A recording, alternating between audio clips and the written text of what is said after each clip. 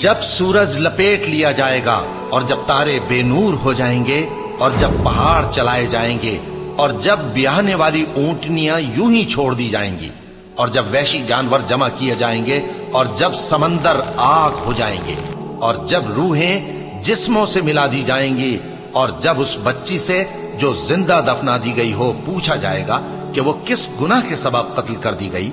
اور جب اعمال کے دفتر کھولے جائیں گے اور جب آسمان کی کھال کھینچ لی جائے گی اور جب دوزخ کی آگ بھڑکائی جائے گی اور جب بہشت قریب لائی جائے گی تب ہر شخص معلوم کر لے گا کہ وہ کیا لے کر آیا ہے۔